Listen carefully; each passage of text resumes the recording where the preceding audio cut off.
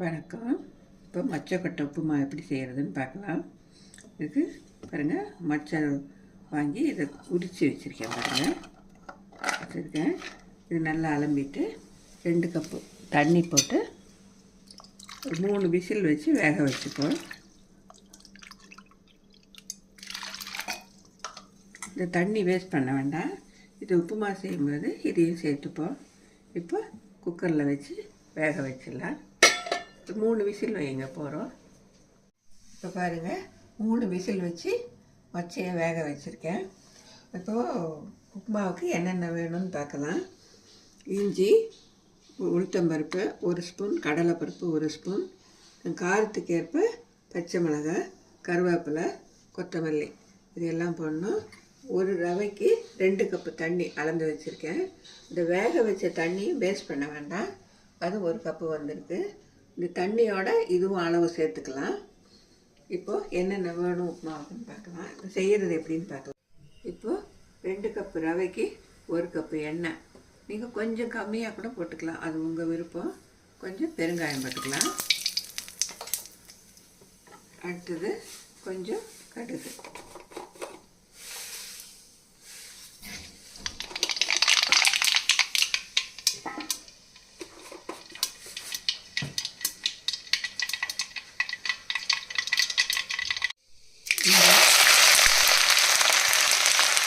உளுத்தம்பருப்பு கலந்துருக்கு,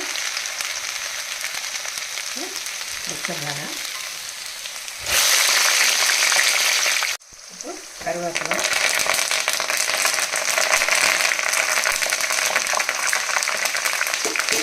கலந்து வச்சுட்டு தண்ணியும் போட்டுருவோம்.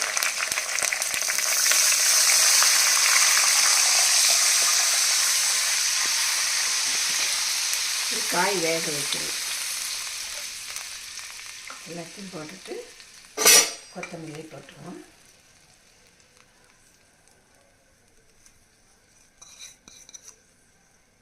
அப்புறம் வேக வச்ச மொச்சையை போட்டுருவோம்.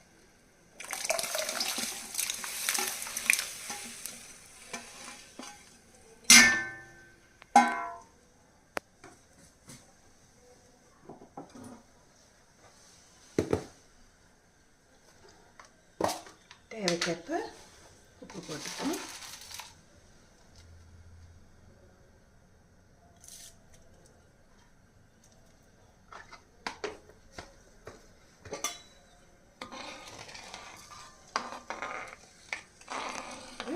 நல்லா கொதிச்சு வரட்டும். பாருங்க, நல்லா கொதிச்சு வந்துடுச்சுப்போம். அடுப்பை சிம்மில் வச்சுக்கோங்க. இப்போ ரவையை போட்டுருவோம். ரவையை கொஞ்சம் கொஞ்சமாக போடலாம், இல்லாட்டி கட்டி தட்டிடும்.